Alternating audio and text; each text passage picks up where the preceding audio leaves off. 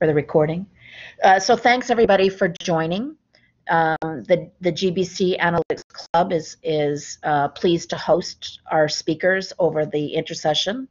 The agenda for today is our second session with Nate, and this is the second of a series of 7 where we're going to be exploring blockchain. And I really liked the start of your session, Nate, last time, because before we get started in the blockchain, I thought, to really level set in terms of our understanding of innovations. And so with that, I'm just going to hand it over to you so that we can continue our conversations.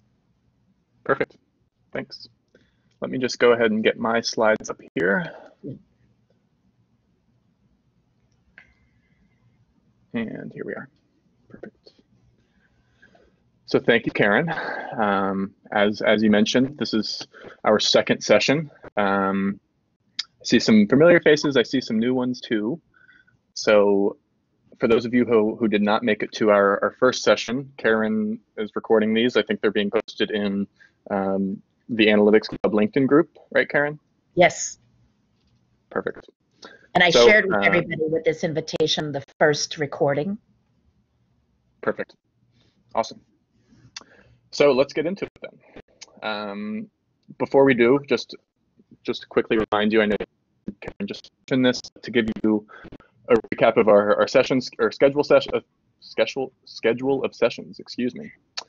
Here we are on session 2 today. We're going to continue this week, Monday, Wednesday, and Thursday, sessions 2, 3, and 4. And we're going to continue on that same schedule next week with 5, 6, and 7, again on Monday, Wednesday, and Thursday. Excuse me. So before we cover what we're here to talk about today, which is the fundamentals of blockchain, I want to quickly recap last week, just for those who may have only heard some or may not have been there. So last week we talked about innovation. We talked about the idea that innovation isn't just applying a new technology to an old way of doing things. It's more about using technology to imagine and design new ways of getting things done and accomplishing new things and delivering new value through business. Now, we also talked about this cycle of innovation and how each time we introduce a new solution, that typically creates new needs and new expectations, which in turn require more solutions. And also the principle that no solution is ever perfect. We then got into talking about how innovators aren't experts. And in fact, some of the best innovators are actually those with the broad range of experience and knowledge. And Steve Jobs being a great example, didn't know how to write code, yet was responsible for all of Apple's great innovations. And then at the end of last week, we talked about how to understand technology systems like the internet from the innovator's perspective, and how we can look at technology systems and just understand their functional components and the role of these components. And we can use that level of understanding to design, rather than going into the deep down details and understanding what an expert or a subject matter specialist may know about this topic. And then another important thing that we talked about was that innovations are often the result of observation. Now, the observation that led to the internet was basically someone noticed there are computers spread around the world, and there are also networks of telephone wires. So what would happen if we brought all those together? And that was the basic observation that led to the internet. Now, the observation that led to blockchain was that the internet exists, it's relevant globally, it's accessible globally, but it's fundamentally insecure. And the other piece of that observation was there are all of these cryptographic techniques out there that could make the internet more secure, but no one's really come up with a coherent way to use cryptography or advanced security and implement it in any meaningful way. And for those of you who aren't familiar with cryptography, basically just a means of encrypting and transmitting information using codes so that only the person who's meant to see it can receive the message. And this was basically the observation that led to the internet. How can we apply this this cryptographic solution to add more security to the fundamentally insecure internet? And Nate, just as you continue, Sure. I just want to do a sound check. Can everybody hear? Hands up. Yes. Hands up if you can hear. Yes. Perfect. So if there are individuals that are still having issues with sound, check the settings on your computer to turn up the volume. You may have to sign in and out again and check the computer setting for your speakers as you sign in, and try to sign in using Chrome. Okay? Right. Thanks for letting me check, Nate. Sure, of course. Good idea. Okay. So looking at the internet and how it was insecure, we'll talk more about why the internet being a centralized system made it insecure. But essentially what we need to know is that the internet, because it relied on single points of single database, essentially, that introduced these points of attack where hackers can expose information, can corrupt information. And the point there is really that the centralized nature of the internet makes it susceptible to hacking. But then someone came along with the idea, well, why don't we make a decentralized security infrastructure and use the internet as its platform? And that person was the creator of Bitcoin. No one knows really for sure who it was or how many people created Bitcoin, but Bitcoin was the first implementation of this idea of a decentralized database and a decentralized network infrastructure. So that was the observation. The internet is insecure. We can make it more secure by introducing these decentralized databases. And don't worry if that doesn't make sense yet. So before we dive into more, I want to make one more draw one more connection to the internet, and then we'll go on into the terminology. So what we're looking at here is something we could call the evolutionary curve of the internet. It shows when the technology came into existence, some of the major milestones and pieces of infrastructure that led to its adoption, and then some of the use cases that also kind of proliferated it as a globally accessible and a globally relevant technology. So we can see in 1970, that was really when the internet was first introduced with the launch of something called ARPANET. And throughout the 70s and the early 80s, the internet was really just accumulating nodes. It was developing, or it was bringing in early adopters so that it could function the way it was supposed to. In the early 80s, we saw things like DNS, which is domain name systems, which is basically the building block of websites. We saw SMTP, which was the protocol that enabled email. And then all the way up in 1990, we saw the launch of what was called the World Wide Web.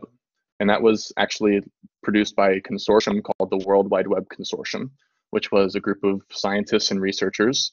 And they essentially released the platform that we all know today as the internet.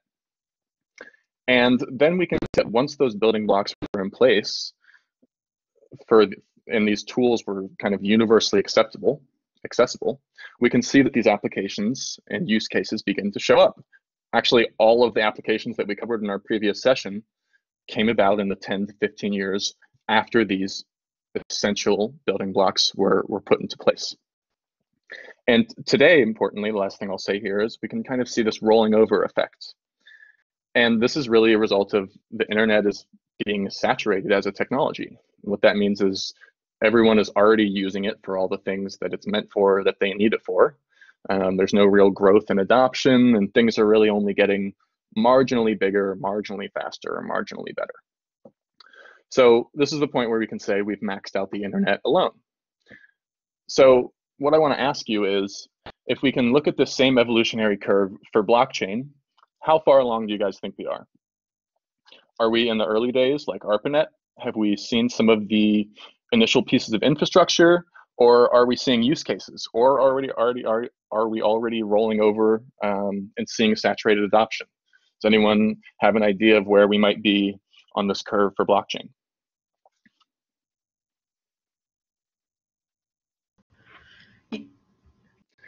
Alex says early days. I would agree with you, Alex. So Kevin? this is really what our curve looks like for blockchain. You'll see that the second side of our S has been compressed a little bit because we really are so early on in blockchain's evolutionary curve. The only major milestones we've seen were Bitcoin, which was, like we just talked about, it was the first implementation of this idea of a decentralized database. That was back in 2009. And that was really the birth of blockchain because it was the first commercial and implemented solution. 6 years later, we see Ethereum, which was really the second implementation of blockchain. And Ethereum was different from Bitcoin in that it actually allowed the network to function more as a computer. You had programmable actions that you could do with the blockchain beyond just the basic database updatings that Bitcoin can do. So these two first use cases were really the first implementations of the technology we've seen. And here we are 5 years later. We've seen businesses experiment with Bitcoin and Ethereum. We've seen other small things come about and kind of minor advancements and minor developments. But the fact of the matter is we are still in these extremely early days. But what's exciting about that is we're at the beginning of this kind of hockey stick. And as we saw with the internet, we can really start to expect to start seeing those major building blocks and pieces of infrastructure for blockchain show up pretty soon. And that's ultimately going to lead to this proliferation of uses and use cases for the technology in the next, I would say 10 to 20 years. Now, this is kind of what makes being in a consultative role in the industry pretty exciting. We get to interface with companies that have these challenges, that are lacking the infrastructure they need, and we get to come up with ways to design and introduce some of those building blocks. And that's actually exactly what we're going to do with some of you guys at the end of the session. So that is definitely something to look forward to. So the point to drive home here is that blockchain is extremely early in its evolutionary curve, and we don't want to get caught making the assumption that all of those necessary building blocks are in place for businesses to go and use this technology. So as we look at innovating, let's just keep that in mind. Now let's dig into some fundamentals, shall we? The first thing that we need to know about a blockchain, which I've mentioned a few times, is that a blockchain is a decentralized database. Any other use case of blockchain that has something else fancy about it or some other purpose is really just blockchain with ... fill in the blank, or a blockchain that can also perform other actions. At its core, a blockchain is a database. Now, when we look at a decentralized database, instead of having one central node, like we can see here on the left, this is how a traditional internet-based application or traditional internet-based network would be designed. We have a central server that stores all the information relevant to that network and is responsible for distributing it to its clients. We remember what clients are from last session. When we have a decentralized database, though, we actually store multiple copies of that same central node and distribute it across the network. And the things that hold those copies we call nodes. A node is just another word for a server or a host, a computer system that's hosting that copy of the database. So why do we have multiple copies of the database? What's the point? What this introduces is, if I was a hacker and I was hacking a centralized system, I only have to get into one database or one server. If I'm a hacker and I want to get into a decentralized database to corrupt something or hack something or get access to something, I would actually need to target the majority of the copies of the database and actually corrupt them simultaneously in order to make any impact on the system. So by distributing these multiple copies of the same information, we can reduce the risk of attack by requiring the hacker or the bad actor to basically do an impossible amount of computation in the amount of time that they have to get into the system. And we'll look at that time factor in a second. But the point here is that when we have a decentralized system, we have more copies that can keep the integrity of the network's information or of the network's data. So I realize that's probably a new concept for some of you. I'm going to move on. If there are any questions or you'd like to come back to this concept, feel free to chime in or put a message in the chat. So if a blockchain is a decentralized database that serves a group of clients, then a database stores transaction records or records of data. Now, in reality, a database or a server of a network system could store records that are more than just transactions, the way we would consider a transaction. But for simplicity's sake and understanding this stuff, we're going to say that the types of records that blockchain stores are transaction records. And that's really a good way of defining it, because anytime you're exchanging information or value between you and another person, that's really a transaction. So let's go on with that assumption that a blockchain is a decentralized database that stores transaction records. A block is just a collection of those transaction records. And a block is basically the unit of measurement that the nodes or the copies of databases on the system use to know when to check that package of transactions. So this block is basically this unit of measurement that all of the different copies in a network know to say, okay, 10 minutes have passed or X amount of transactions have taken place. We know to stop, package this group of transactions, and check to make sure that all of the copies across the network are the same. And that's kind of giving us a better idea of how this decentralized network provides more security to the system. So we have more copies that have to be corrupted in order to influence this validation process. So a block is just a collection of transaction records. Consider it that unit of measurement. A node, like we just mentioned, is simply a machine that runs the blockchain's special software that enables that machine to participate in that validation and packaging and securing of blocks. Remembering, blocks are just packages of transactions. Now, bear with me here. I know this is a lot all at once, but these are going to make a little bit more sense once we get through the 4 of them. So we've seen the blockchain is a decentralized database. A block is a package of transaction records. A node is a machine that participates in the validation and the securing of those packages of transactions. A consensus protocol is just a set of algorithms or rules that lives or is written within that node's software that helps the system randomly determine which node or which database copy for that given block will produce the next block. And the consensus protocol also, those rules also help determine how that node must check the contents of that block to ensure that all the transactions are valid and follow the rules before it can produce it. So consensus can be really confusing, and there's a lot of technical gymnastics that go on in consensus protocols.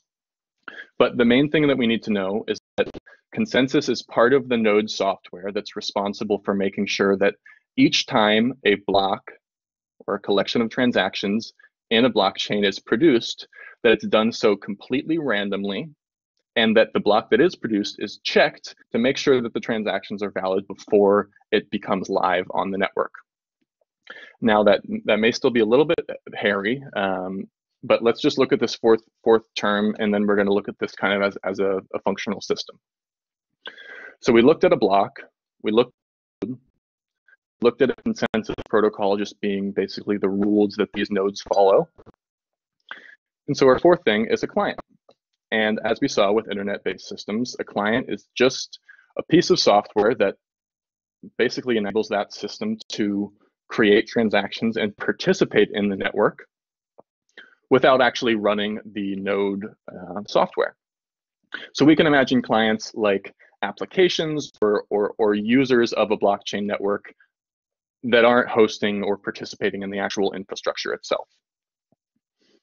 So I know these are 4 brand new topics to most of you, and I don't expect you to grasp all of these right now, but I hope that you have a pretty good idea of what these components are in the blockchain system.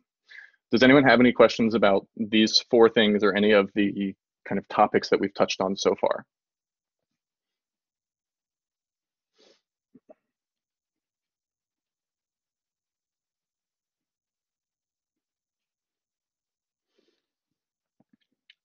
Silence could be good or bad. Alex says not yet. Okay, perfect. Well, again, if you come up with anything, you're not interrupting me, feel free to chime in. So let's go ahead and move on. The next thing I want to talk about is this dynamic between decentralized systems and centralized systems. We talked about why the internet's centralized nature makes it insecure, and we talked about why decentralized is more secure. So let's look at some of the pros and cons of that. When you have a centralized system, one of the primary advantages is that you have absolute control. That's a clear advantage for a government or a corporation that has an interest in maintaining the status quo or in managing and overseeing a large group of people or community. But as I'm sure is also obvious, too much control or too much regulatory oversight can also be a bad thing. It can lead to distrust or dissatisfaction or even mutiny in extreme cases. So while centralized systems can deploy these regulations that control actions and processes, they have to do that carefully because there is definitely a negative impact in too much control and too much oversight, as we've seen. Now, the other primary advantage of a centralized system is that we don't have any bandwidth limitations. Because we are only dealing with one copy of our database, we don't have to worry about synchronizing copies across a network. We'll get into that more in a second. And then finally, the kind of the major disadvantage that we've talked about already with the centralized system is that you have that single point of attack and failure. And that can introduce a lot of risks and concerns, depending on what type of systems we look at. And we'll talk about that as we look at some examples. Now, with decentralized systems, we don't have absolute control. We actually have community-based control or user-based control. Now, this means that there's also limited regulatory oversight, which can be great for participation. It can be great for engagement. It can be great for, helping users and community members feel enfranchised in the group. But limited regulatory oversight can also be a bad thing. It can enable bad actors in a system. It can let things be taken advantage of that weren't designed to serve certain purposes. So there's also kind of this Wild West element of decentralized systems can also have too little regulatory oversight.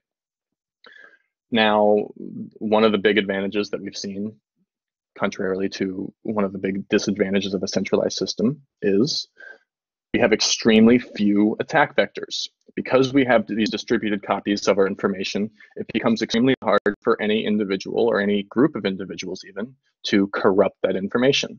So decentralized systems are generally can be considered more secure and more protected from attacks and bad actors. Now, we talked about the limited regulatory oversight thing. Another thing that's important to mention here is service resiliency. What that means is that because we have multiple copies of information, even if one goes down, the rest of the copies or the rest of the nodes can still deliver and serve the network without interruption. If we look at a centralized system, if that server goes down, the entire network goes down. So there's also this element of resiliency when we deal with blockchains and decentralized networks in general, that they can be more resilient and more secure. Now, one of the disadvantages is that we rely on these, could call it an arm's length relationship with different people to support our infrastructure. Now, what does that mean? Because we have nodes that are hosting different copies, it's inevitable that those nodes are going to be hosted by community members. They're not going to be direct members of your organization or direct employees. They're going to be people who have a vested interest in participating in your network And while that can be a good thing, there's also this risk of uncertainty in not being able to control the actions of the parties that are actually hosting your network. Now, bandwidth limitations we talked about, because we have these copies, we have to synchronize the information across all of these different copies in a network, which can slow us down. We'll talk about in a second. And we talked about limited regulatory oversight. So I hope that the picture that you've gotten from this is that there are pretty concrete advantages and disadvantages to both of these types of systems.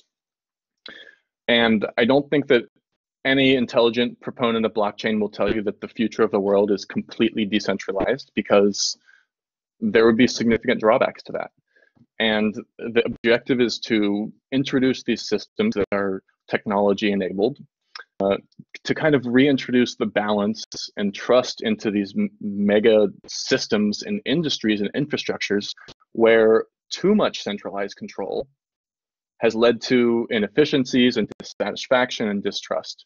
So the point here is that when we look at decentralized systems, the point isn't to get rid of everything that has come before.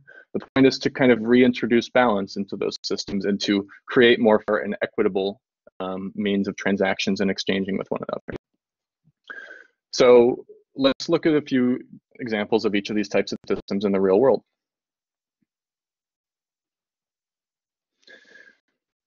A government is obviously a centralized system. The leader has control. They define policies and regulations which trickle down to other representatives and agents that are responsible for enforcing. We have a central point of attack, a central point of failure. We have consolidated control and absolute control. These are all telltale signs of a centralized system. Sorry. Now, the internet, if we remember, is another example of a centralized system. Again, we have our different users who may have different access points, but they're all communicating and connecting with a single server responsible for relaying and transmitting information. That's a central point of failure, a central point of control. Again, we have a centralized system. A corporation is another great example. Take Amazon. Centralized control. We have regulations and policies that trickle down and govern the organization as a whole. If I were to change Jeff Bezos's mind about capitalism, that would be a central point of failure for Amazon. Not that it could happen, but a corporation is another strong example of this centralized system. So what about the other side? Now, there are a lot fewer examples of decentralized systems out there, but nature is a good one. So here we're looking at a food map, but we could actually look at nature as a decentralized system in a lot of different ways, whether it's the water cycle or how different resources are exchanged. In nature, there is no central store of water. There's no central predator of all ecosystems. They're largely community governed systems that each have their own checks and balances and each have their own distributed or decentralized stores of resources in nature.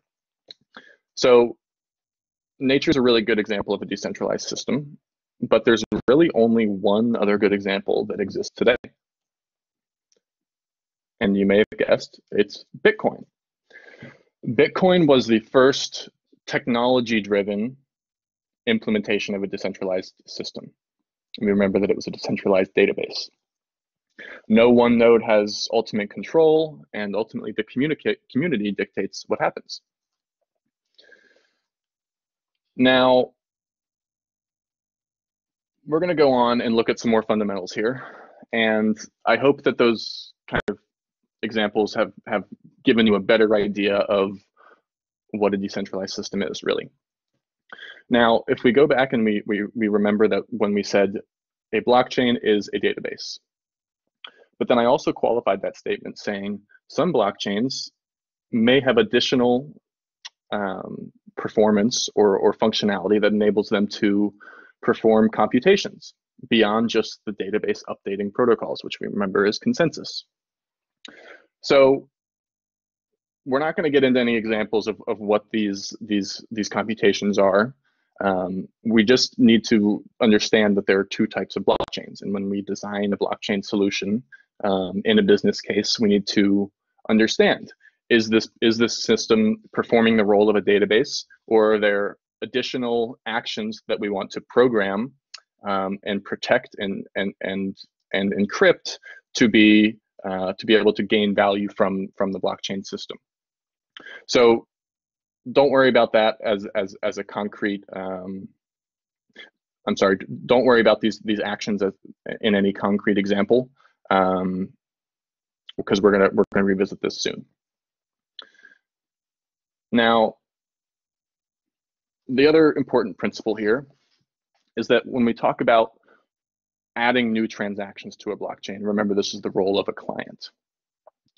From a business standpoint, it's important to understand that creating new blockchain records, we call that writing, costs money.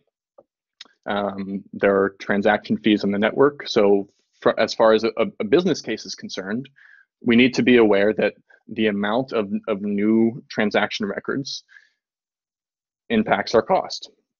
Now, on the other side, reading from a blockchain, just basically accessing a record without changing it or updating it, is free. Now, let's take an example of food certifications. Actually, let me give you a different example. Let's look at the example of authenticating art. I may be an art gallery, and I may say, I want to enable people to create verifiable blockchain records that prove that their piece of art has been authenticated by some human authenticator. Now, I would need to be concerned about two things. First, I need to be concerned about how many people do I let authenticate art on their system. I would want to keep that to the essential people that need to act in the system. If I open this up to the whole world and allow my baby cousins to authenticate their drawings from art class, that's going to introduce a massive amount of new transactional records that cost the system money. Now, on the other side, anyone should be able to go in and view the records in the system, because I can go in and look at a piece of art and confirm its authenticity just by reading that record, and that's free. So this is a really important principle for business, like I said. Writing costs money, reading is free. Now, there's one more kind of high-level principle I'm going to touch on here, and then we're going to get into some practical work together. And that is this. The primary bottleneck, or the primary challenge in designing scalable blockchain systems, is that the internet presents a bottleneck. And that's because blockchains, as we talked about, have to synchronize across different copies of themselves, and they use the internet as a communication platform to do that. And some of you may know, the internet doesn't have infinite bandwidth. Like this diagram says, the internet is like plumbing. There's only so much information and so much data that can be transmitted across certain networks or certain transmission lines. We have extremely fast internet bandwidth in some private or confined cases, but we have to consider the average internet bandwidth across the world, especially if we're dealing with a public blockchain that anyone can spin up a node or anyone can be a client for. So there's a lot of technical things that we can look at here, but again, we're looking for a fundamental understanding here, a functional understanding. And what we need to be concerned with here is that we need to be wary of how many transactions we load into the system, because there is a challenge, or there is a bottleneck that is bandwidth. Does that make sense to everybody? Why the internet introduces kind of a traffic limitation? I'm gonna hope it does, but if you have any questions, feel free to chime in. And you guys can use the chat box, or you can take the mic if you have comments. Perfect. Okay, So you guys may have been asking this question: why is it called a blockchain? Now, we talked about a blockchain as a decentralized database. I hope that's all pretty clear now. And we talked about how a block is just a package of transactions that gets stored in that database. And we call it a blockchain because blocks are designed to be ordered sequentially and linearly. Now, what does that mean? If we look at what a block actually looks like in this example, we have a title, block n, block n, block n plus 2. We have what's called a hash. Let's ignore that for now. And then we have a list of transactions. We have transaction 201, transaction 202, and so on and so forth. Now, looking at this thing we call hash of block n plus 1, what this is basically a header or a title of the block that irrefutably refers to its immediate predecessor.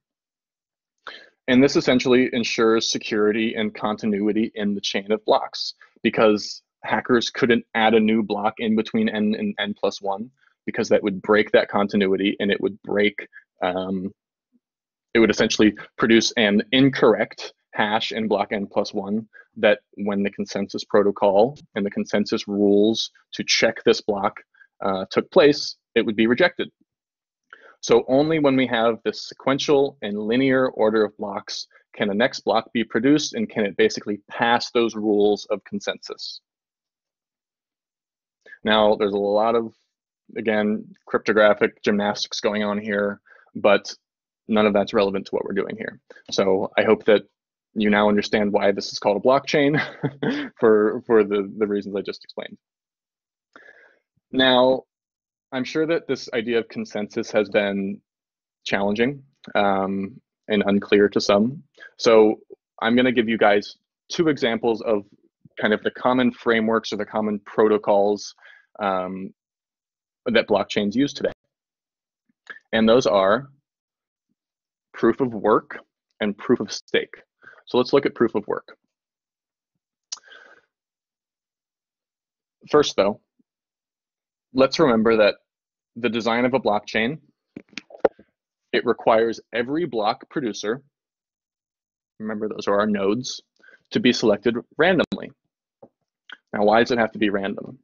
If I'm a node and I know that the system is going to choose my copy to produce the next block, that would present a security risk. I could corrupt my copy and I could disrupt the system. So it's really important that this consensus protocol effectively randomizes the selection of blocks. Now, when we look at a proof of work system, how does it do that? A proof of work consensus protocol basically produces a really challenging math problem, an extremely computationally intense problem, something that would take humans years to solve. But when nodes put their computer systems to work in solving that, they can find an answer. And the proof of work consensus protocol says the first node or first system to find the solution to this problem gets to produce the block. And this is how we can introduce randomization into the selection, because no one can ever tell whose system is going to solve the problem first. And so I hope you can start to see why it's called a proof of work. Nodes are proving their computational work in order to be selected. Now, just to give you guys some terminology, we typically call people running nodes in a proof of work system miners. And miners typically get rewarded when they're selected to produce a block. Now, this is basically how the network encourages people to support its infrastructure and encourages people to run a node. But the important piece of proof of work is that blocks are selected based on who can solve the problem first. Now, if you've read anything about blockchain, you may know that that introduces a little bit of an environmental concern. Because proof of work is so computationally intense, it requires a lot of energy in order to confirm blocks in a proof of work system. So proof of work has been kind of criticized by people, environmentalists and non-environmentalists, just for requiring too much electricity to perform something that could be done maybe more efficiently. And that gets us to our second consensus protocol, which is proof of stake. Now, proof of stake is a little bit different. And in a proof of stake system, the people running nodes are typically called validators instead of miners. And instead of being selected based on how quickly they solve a problem, just like miners do in a proof of work system, in a proof of stake system, block producers are selected based on the validator's wealth, or the amount of tokens that they have staked in the system. So this isn't the only factor, or else it wouldn't be very random to figure out who's going to be the producer. But a proof of stake system factors in the node's wealth, so how much money they have staked in the system. And then they consider other things like the age of your tokens that you have staked, or the age of your participation in the network. And these techniques used in combination with size of stake and other things essentially result in a randomized selection process. So the point of proof of stake is that instead of using computational power, we can use wealth as a determining factor to select a block producer in the system. Now, another interesting point in a proof of stake system is that some implementations introduce delegation. So delegation means that any of us, could go find a validator that we particularly believe in or support, and we could actually stake some of our money to them. And whenever that validator is rewarded, we receive a commission. So that delegation or delegated proof of stake is really an interesting means of engaging a community in the network or in the infrastructure itself. And it's really a security measure. The more people you have vested interest in your infrastructure being effective, the more secure and the more reliable it's going to be. So the proof of stake consensus is definitely an improvement from proof of work. There are lots of iterations of proof of stake coming out nowadays, but it definitely has the improvement of being less environmentally intensive and really requiring much less effort to do what consensus is designed for, which is randomly produce a block, than a proof of work system. So the key kind of point for innovators to consider when we look at consensus is that your infrastructure as a network, instead of just going to AWS and spinning up a server like you could do with an application, a web application, your infrastructure relies on third parties to run your node software, and they have to be incentivized to do it fairly and correctly. And just with that point, I think that you can start to see how the rules of consensus and the details of consensus are less important to innovators and business people. What's more important is how can we use consensus to incentivize participants in the network. So while yes, consensus's purpose is to randomly produce blocks and to validate transactions, consensus protocols can also be used to, like I said, produce engagement and to incentivize participation. So that's a really important thing to consider from a business perspective. Do I have a way to incentivize these people? And do I have a way to consistently pay these people for the services they provide? Now, we're going to move on to another topic here. And that is the concept of a public versus a private blockchain. Now, what does that mean? A public blockchain, anyone, you, me, can basically run the node software. I can participate in the infrastructure of the system. A private blockchain, essentially means that it's not open to everyone. There are certain permission-based access points. Not anyone can become a node or a member of the system. And when you look at a permission blockchain, as they're normally called, you're effectively still dealing with a centralized system. Because if a party, say I'm Jeff Bezos, has the power to permit or deny certain people from becoming nodes, then that's still effectively absolute control, isn't it? So when we deal with private blockchains, especially in enterprise business cases, which is where they're quite common, it's really important that they're designed for the community and the stakeholders that they serve, that they provide trust and privacy, but they may not be fully decentralized. So let me give you an example of that. Medical records. You may want your doctors to be able to safely and securely share your medical records. You don't want anyone in the world to be able to access that information. So this is kind of an example of why we may have a use case for a private blockchain.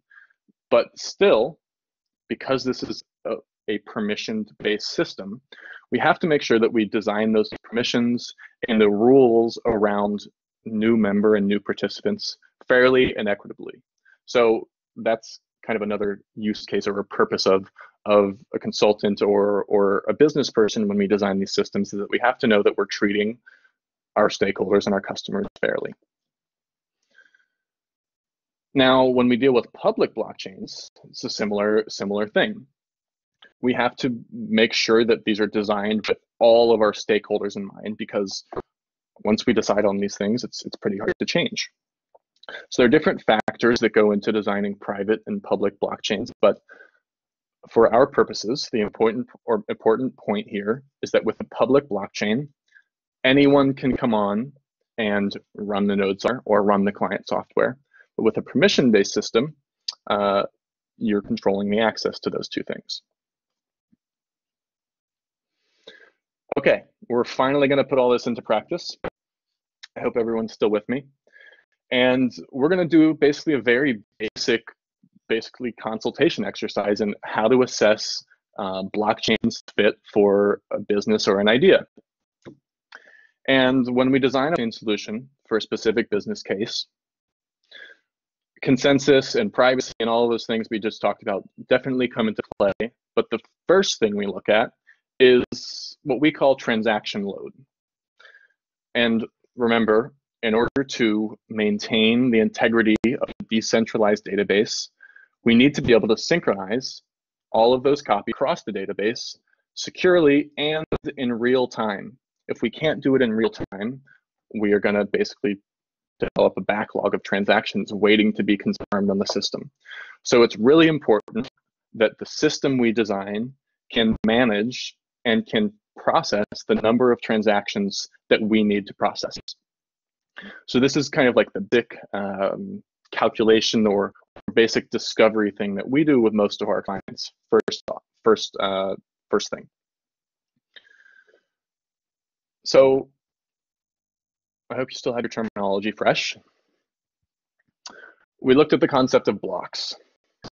Block time refers to the amount of time that a network has to synchronize all of those copies. And in Bitcoin's case, the block time is 10 minutes. That's how long the Bitcoin blockchain has for all of its nodes to synchronize. Now, the block height refers to how large or how much storage a block's transactions can take up. So these are kind of the two limiting factors that we have to consider in looking at a business case and applying it to a blockchain. Now, these aren't the only two blockchains out there. There are lots of private implementations and other solutions, but since these are the two most common and the most used, we're going to stick with these for our example. So, looking at Ethereum, Ethereum only has 30 seconds of block time. That means that all of Ethereum's nodes have 30 seconds to synchronize all of their copies and to produce the next block. And Ethereum has a block height half the size of Bitcoin, which is 1 megabyte.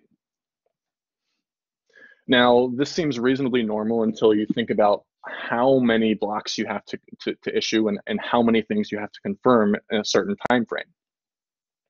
So let's look at some examples of how this works.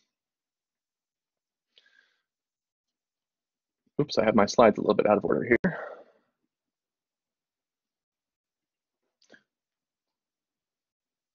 So if the components of your business that you'd like to leverage, let's say we need to do 1 transaction per minute.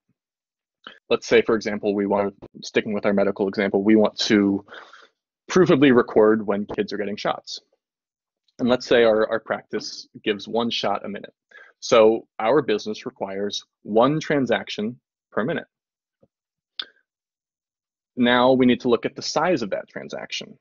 And we need to look at how much metadata or how much information do we actually have to store with it. So if we look at this case and say, well, we would definitely need to store the name of the patient, the name of the doctor, the date, but these are pretty basic pieces of information and they're not going to take up much space. So let's say for the sake of this example that our transaction size is 1 kilobyte. So we know that we have 1 transaction per minute and our transaction size is 1 kilobyte. So then we can realize our transaction load, or the amount of transactions that we need to confirm on the network, is 1 kilobyte per minute. Now let's look at Bitcoin. Bitcoin does 2 megabytes in 10 minutes. So what's the per minute there? Bitcoin can handle 200 megabytes per minute. So we can see that our solution only requires 0.5% of Bitcoin's capacity. So we can pretty safely say that our business solution could be built on the Bitcoin blockchain. I think that's pretty cool. Now, these are the steps we just took. I didn't want to jump here too quickly. Step 1, we have to identify, on average, how large each of our transactions will be. And that's, we look at metadata, we look at assets we need to store. Are there any actual files or actual physical records that we need to attach to these transactions? And let's make an educated guess about how large those transactions will be. Now, I'm not going to go into that to how to calculate that. There's plenty of reading online about looking at metadata and storage and things like this. So for our intents and purposes here, we need to figure out how large that transaction is going to be. Next, we need to figure out how many of those transactions we need to make and in what time frame. Then we just did what I did, which is we need to convert that requirement into transactions per second. So if we remember from our previous case, 1 transaction per minute is a fraction of transactions per second. I didn't even go to that level in our example there. Now, finally, step 3, using those values that we have, you calculate your approximate required transaction load. And that's what we just did. And we learned that 1 kilobyte per minute. And we were able to compare that to the block height and the block time of existing networks to see how it would fit. Let's do this for Amazon. Can anyone tell me one reason that Amazon might implement the chain to create some value for their business? It could be their customers, it could be for their employees, it could be for their shareholders. Does anyone have any ideas based on all the stuff we've just talked about, how Amazon might be able to introduce a blockchain solution?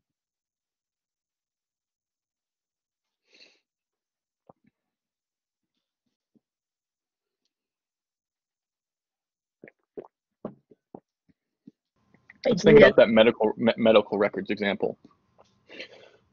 That was a viable business case because it allows private and secure records to be transmitted and to be stored securely.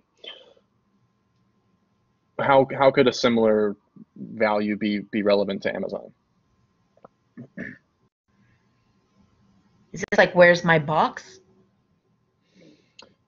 Sure. Do you think that would help people? But they already have it. So right.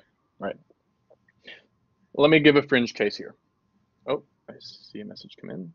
To keep track of each item in the warehouse. Let's think about that. Does Amazon have an effective means of keeping track where their inventory is? I think that they do. Are there issues with customers or employees corrupting that information or not receiving valid information? I don't think that I've ever received incorrect information from Amazon. We could say that there are issues internally, but let me give you this case. Let's say that Amazon had problem with customers complaining about their drivers and complaining that Amazon was hiring untrained drivers. Amazon could effectively decide to design a blockchain that records each driver's certification record or completion of some program, and they could provide this data openly to their customers to build trust. That's definitely a viable, well, albeit fringe case that Amazon could do if they were having this problem. So that's kind of our business value. Prove our drivers' qualifications to customers. Let's look at our transaction frequency. How many of these transactions do we need to make? Let's just throw out a number, considering how much Amazon's hiring nowadays with COVID. Does anyone have a number they want to throw out, guessing how many? Getting an Uber driver. Sure, definitely. So let's say that Amazon trains 250 new drivers per day. Okay. Just as an arbitrary number. In seconds, that's 0.0025 transactions per second, roughly. So we've figured out our frequency and we've converted it to seconds. Just to jog your memory. Done with step one. Now let's look at step two. We have 250 new transactions a day. Remember, any customer that reads these records is free. So let's look at the size of our transactions. We'll need to record the driver's name, maybe some identity document information for the driver. We'll need to record the certification authority, whoever offered the course. And we may even need some third-party notary. So that's a little bit more information than our previous example. So let's say that that's each transaction is 20 kilobytes. So now we know we need to make 0.0025 transactions per second, and each of those transactions is going to be around 20 kilobytes. Now, if we do that math, we know that we're only dealing with 0.05 kilobytes per second in transactional load. So we just determined that this business case would fit on a public blockchain like Bitcoin. And Amazon could actually implement this solution without introducing any strain on the network. How does that sound to everyone? Does that make sense as a process that we can take to assess a business or an idea's fit for a blockchain use case?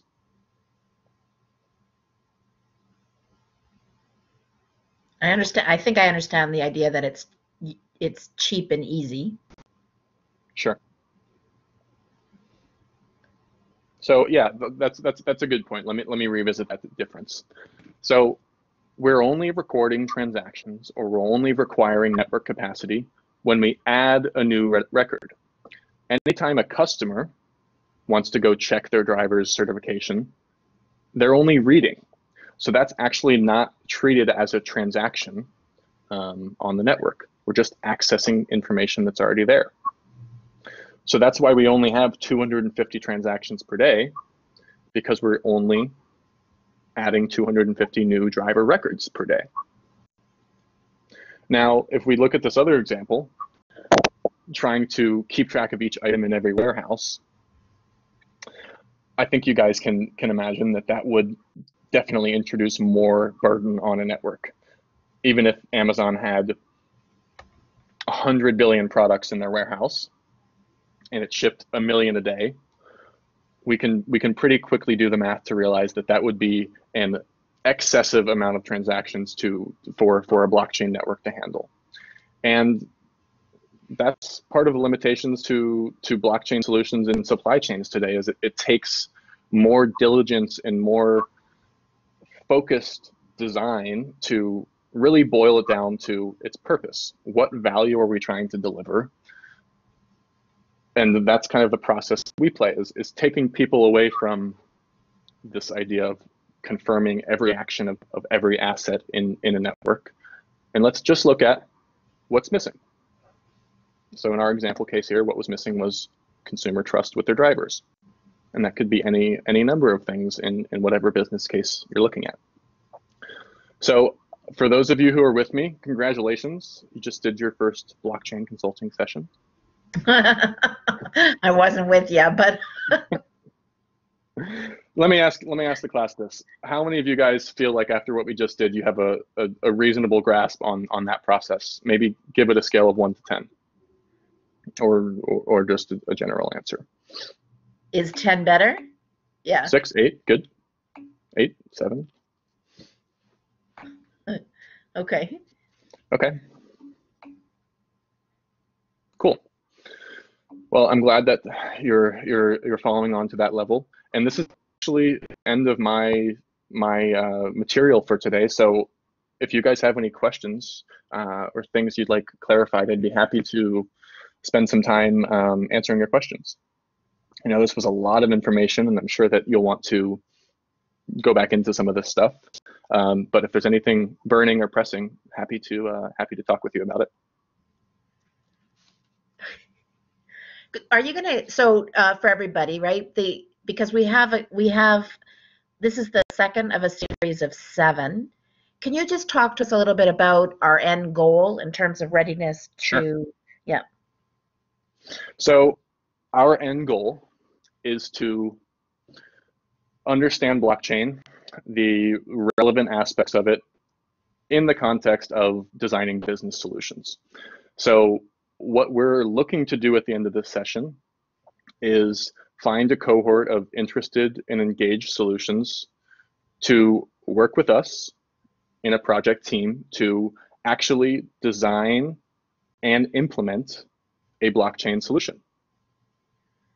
So I don't want to say what the end goal is for any one person, Karen, because we're going to have people from all different disciplines. So the end goal of this session for a business analytics student may be to understand as much as they need to know technically about blockchain. But for a blockchain student, they may need to understand some terminology and how to communicate with a non-technical team. So my goal here is that we have this mutual and fundamental understanding that students from different backgrounds can communicate using and can work effectively in a project team. Okay. And so the idea that after the 7 sessions, Monday, Wednesday, and Thursday of the next 2 weeks, that we'd have a basic understanding and be able to work in a cross-functional team to consult with an Amazon or any one of the small entrepreneurs at George Brown on how they might use technology to provide added value to their customers. Exactly. It could be an enterprise looking at a solution for Amazon. Could be a new startup that has a small team, or like you said, it could be someone with an idea. The process we're looking at is designing the solution. Mm-hmm. And Neil, did you see the comment there, Nate, from Neil? I did. I was happy to see that. Thanks, Neil. Yeah, yeah. Now, how's everybody else feeling?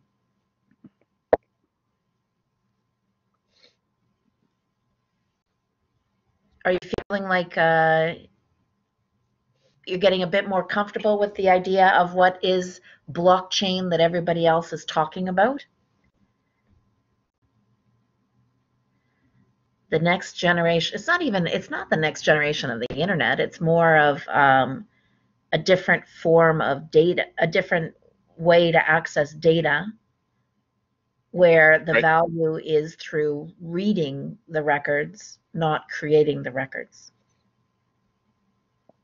That's a good explanation, Karen. I would say, you know, there's value outside only reading, you know, but we won't get into that now, because I think that was generally a good explanation as far as users of a blockchain are concerned.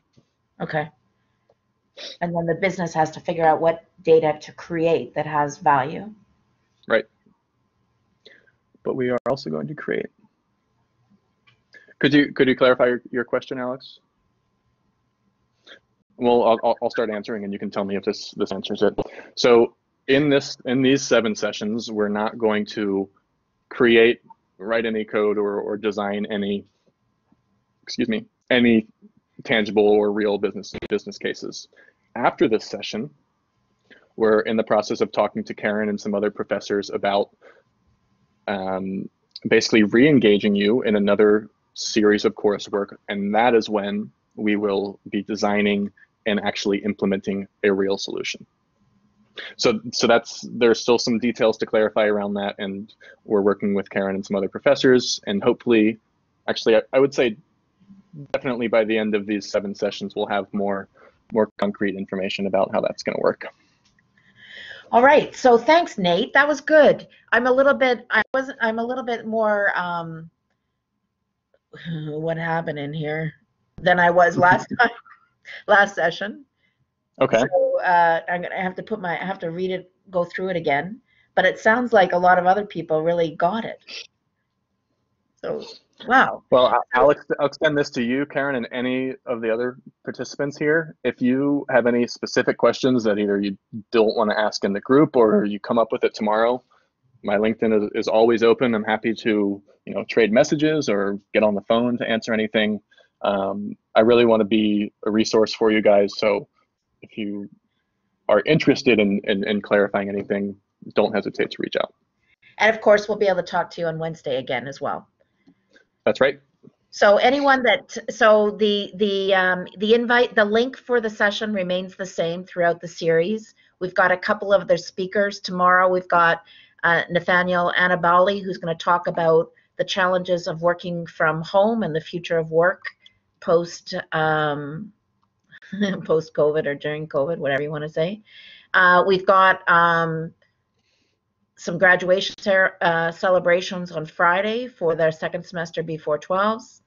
And we have Olivia Parr-Rood coming to talk about the importance of soft skills for data scientists. And then Reddy's going to talk on May 15th about the new Canadian job search experience, particularly in an uncertain economy as is coming up right now. Thank you, everybody, for coming. If you want to get onto our mailing list, you can send me an email to add you to our mailing list for events. Otherwise, you can see the events posted on the link on LinkedIn in our club. Thanks, everybody, for coming. Thanks, Nate, for your time. See you on Wednesday. Thank you, Karen. We'll see you Wednesday. Thanks, everyone, for joining.